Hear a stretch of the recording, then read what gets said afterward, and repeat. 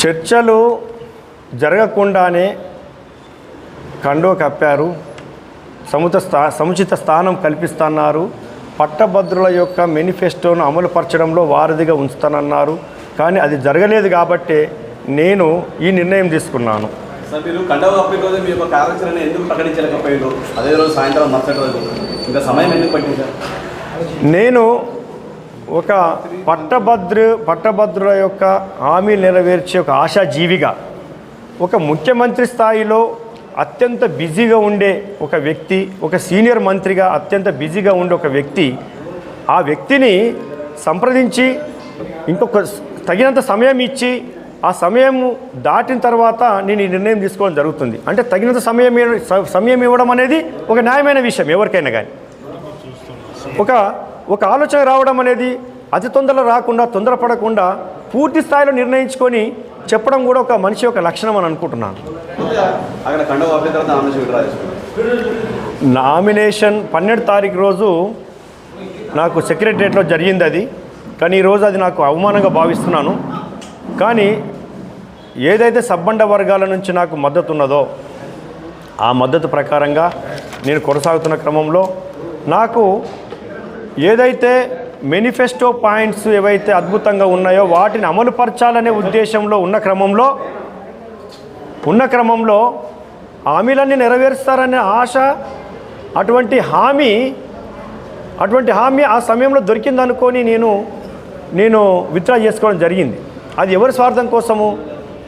ఏ పట్టభద్రుల కోసమైతే వచ్చానో ఆ పట్టభద్రుల యొక్క హామీ నెరవేర్తేనే ఉద్దేశంతోనే నేను అది ఒక స్వార్థపూరితమైనటువంటి, సమాజం కోసం స్వార్థపూరితమైనటువంటి ఆలోచనగా భావిస్తున్నాను. నేను ఆ విషయంలో ఇప్పటికి కూడా మా శ్రేణులతో చర్చిస్తూనే ఉన్నాను. హైదరాబాద్ కేంద్రంగా ఉన్నటువంటి శ్రేణులతో చర్చించాను. ఈరోజు కరీంనగర్ జిల్లాకు సంబంధించినటువంటి శ్రేణులతో చర్చిస్తున్నాను. ఇంకా కూడా ఈ సాయంత్రం కల్లా ఇంకా మిగతా 2 జిల్లాలు ఉన్నటువంటి శ్రేణులతో చర్చించి పూర్తి స్థాయిలో ఎవరు సరైన వ్యక్తి అనే విషయంలో కూడా నేను ఏదైతే ఆలోచించుకొని 5 నెలల కింద వచ్చానో అదే తీరుగా ఆలోచించి మళ్ళీ నేను నిర్ణయం తీసుకోబోతున్నాను. కాంగ్రెస్ పార్టీ అంతే కదా, నేను మీకు ఇప్పటికే స్పష్టంగా చెప్పాను. నేను ఏ ఉద్దేశం అయితే నెరవేరుతుందో అనుకొని కాంగ్రెస్ పార్టీకి అనుకున్నాను. కాంగ్రెస్ పార్టీకి, అధికార పార్టీకి మద్దతు ఇస్తే ఆ యొక్క హామీలు నెరవేరుతాయి అనుకున్నాను. కాబట్టి ఇప్పటికైనా సీఎం గారు అంటే ఈ విషయంలో స్పందించి పట్టభద్రులకు హామీ చేస్తారా, ఆ పట్టభద్రుల హామీ నెరవేర్చాలనేది ప్రభుత్వం చేతిలో ఉంది. ఇప్పుడు మీకు విషయం చెప్పాను. దాదాపు ఈ రోజుకు 10వ రోజు, 12 తారీఖు జరిగింది, 22 తారీఖు వరకు. ఈ 10 రోజుల్లో ఎటువంటి చర్చ లేదు. నా యొక్క కార్యాచరణ నాకు అప్పగించలేదు. ఆ కార్యాచరణ అప్పగిస్తే కదా నేను వెళ్ళి కాంగ్రెస్ పార్టీ గెలిపించాలి, పట్టభద్రులకు న్యాయం జరగబోతుందని చెప్పడానికి అవకాశం ఉండేది. కానీ ఈ 10 రోజుల వరకు నాకు ఎటువంటి కార్యాచరణ అప్పగించలేదు, నన్ను ప్రచారంలో వాడుకోవడం లేదు. ఆ ప్రచారంలో భాగంగా నేను ఏవైతే వెల్లడించడానికి అవకాశం ఉండే, ఆ వెల్లడించడానికి అవకాశం లేకుండా అయిపోయింది కదా. ఇంకా ఎన్నికలు సమీపిస్తున్న క్రమంలో నీ పట్టభద్రులకు ఏం చెప్పాలి? చెప్పడానికి పూనుకున్నాను, అసలు విషయం చెప్పడానికి పూనుకున్నాను. శ్రేణులతో డిస్కస్ చేయాలి కదా. నేను తీసుకున్నటువంటి నిర్ణయం ఏంటంటే, నేను ఇప్పటి వరకు జరిగినటువంటి సంఘటన అది ఏ రకంగా జరిగింది, ఎట్లా జరిగింది అన్న విషయం తెలియపరుస్తున్నాను. ఎంత సీరియస్గా అయితే, ఎంత నిమిషము కాల్స్ చేసి, ఎంత ఉధృతంగా అయితే, ఎంత స్పీడ్గా అయితే పిలిపించారో అదే స్పీడ్గా నాకు కార్యాచరణ అప్పగించి హామీలు నెరవేర్చే కృషి కూడా చేయాలి కదా. చేయనప్పుడు నేను ఇంకా ఈ దిశగా మీకు తెలియపరుస్తున్నాను ఇట్లా జరిగిందన్న విషయము. ఎలాంటి ప్రలోభాలు లొంగలేదు, ఎలాంటి ప్యాకేజీలు లొంగలేదు. నన్ను తప్పు అర్థం చేసుకోవద్దన్న విషయం ఒకటి నా శ్రేణులకు చెప్పదలుచుకున్నాను.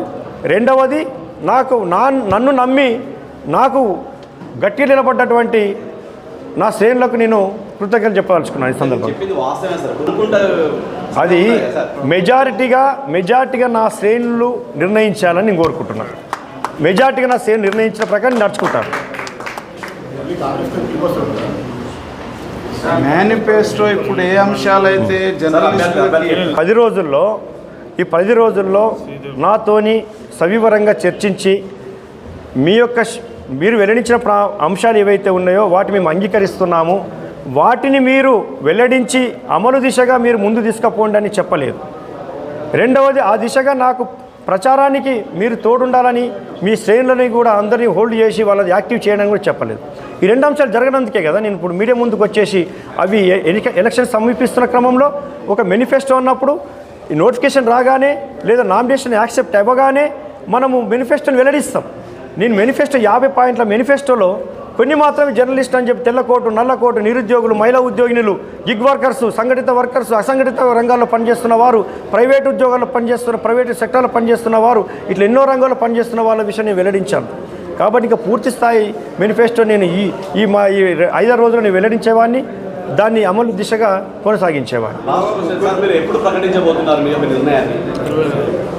ఈరోజు నా శ్రేణులతో సాయంత్రం వరకు చర్చించి ఎవరికి మా మద్దతు ఉంటుంది, ఎలాంటి వారికి మా మద్దతు ఉంటుందని నేను ప్రకటించబోతున్నాను. మా శ్రేణుల కోరిక మేరకు మెజార్టీగా నా యొక్క శ్రేణులు ఎలాంటి స్వభావానికి ఎలాంటి ప్రయోజనానికి మొగ్గు చూపుతారన్న విషయాన్ని పూర్తి తెలుసుకోదలుచుకున్నాను. అది సాయంత్రం వరకు అవుతుంది.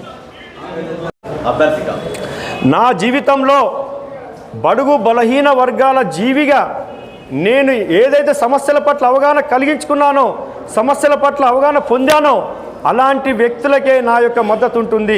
ఎందుకంటే అలాంటి జీవిత నేపథ్యం నుంచి వచ్చినటువంటి వారికి సముచిత స్థానం కొన్ని సంస్థల్లో కొన్ని పార్టీల్లో లేనప్పుడు అలాంటి వ్యక్తులకే నా మద్దతు ఉంటుంది, ఖచ్చితంగా ప్రకటిస్తానని చెప్పి నేను మీ ముందు చెప్పడం జరుగుతున్నది. ఎన్నికల సమయం ఇప్పుడు మీ ప్రకటన చేయబోతున్నారు అంటే బలహీన వర్గాల అభ్యర్థికి మా మద్దతు ఉండాలని ఎప్పుడు చేయబోతున్నారు? ఈరోజు 22 తారీఖు, ఇంకా 5 రోజులు ఉంది. సమయం అప్పుడే ఇంకా మించిపోలేదు. 1 గంట చాలు, 1 నిమిషం చాలు. కొన్ని సందర్భాల్లో నేను ఈరోజు ఇప్పటికే నిన్న హైదరాబాద్లో ప్రెస్ మీట్ పెట్టి నా యొక్క స్థానాన్ని నేను తెలియపరచడం జరిగింది. ఇప్పుడు కూడా ఆ విషయాన్ని మరొకసారి చెప్తున్నాను. ఏంటంటే అది ఈరోజే నిర్ణయించుకొని ఈరోజు సాయంత్రం నుంచి ఆ కార్యాచరణ నేను మొదలు పెడతానని చెప్తున్నాను.